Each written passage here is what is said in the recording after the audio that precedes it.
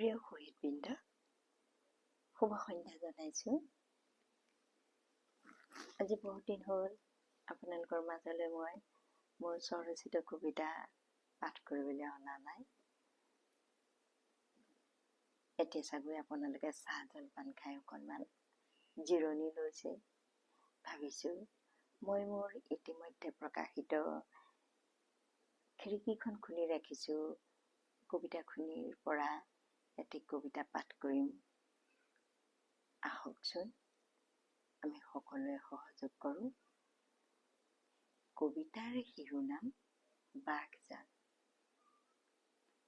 বাঘে চিলিকি চায়, জুয়ে নেচেলেকাকৈ খায়।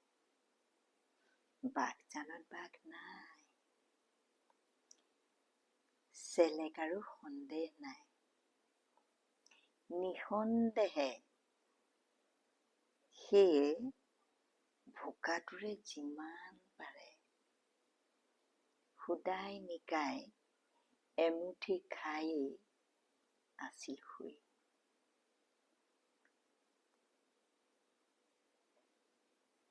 নকৰিছিল কেতিয়াও খৰধৰ, জানিছিল জেঠত হয়েই খৰ।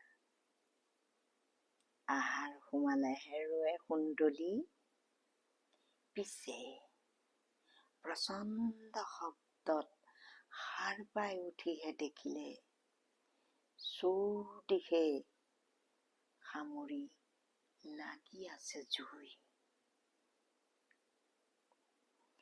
জুই লাগিল বনত, জুই লাগিল জলত, জুই লাগিল গেছত, জুই লাগিল তেলত, জুই লাগিল বাঘজানত।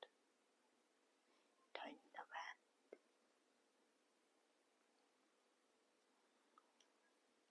কবিতা কেনেকুৱা হৈছে আপোনালোকে জানিব। পাঠ কৰিছোঁ আৰু আপোনালোকে কেনেকুৱা হৈছে জনালেহে আমি জানিম। মনৰ ভাৱ মাত্ৰ প্ৰকাশ কৰিছোঁ। এই লকডাউনৰ সময়তে আপোনালোকেও জানিছিল বাঘজানত গেছ নিৰ্গত হৈ জুই লাগিছিল। সেইগুৰা জুই এমাহতকৈ অধিক দিন জুই লাগিয়ে আছিল, নুমাবলৈ পৰা নাছিল। সেই অঞ্চলত থকা দৰিদ্ৰ মানুহখিনি, অৰ্থাৎ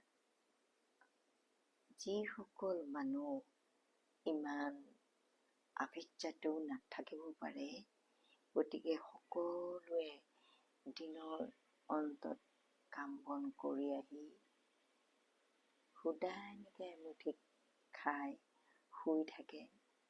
গতিকে চিন্তা ভাৱনা নাই আৰু চিন্তা কৰাৰ প্ৰয়োজনো নাই। তেওঁলোকে জানেই আহাৰ মাহৰ পৰাহে খেতি বাতি আৰম্ভ হয়, ৰোৱা তোলা। গতিকে শান্তিৰে শুই আছিল নিসন্দেহে। গতিকে গেছ নিৰ্গত হ'ব বুলিতো ভবা নাছিল। সেয়ে তেওঁলোকৰ এটা মনৰ ভাৱ মোৰ মনলৈ আনি এইকেইটা শব্দৰে মই কবিতাটি লিখি ৰাখিছিলোঁ। আপোনালোকে কেনেকুৱা পালে জনাব। আহিছোঁ আজিলৈ। ধন্যবাদ। শুভৰাত্ৰি।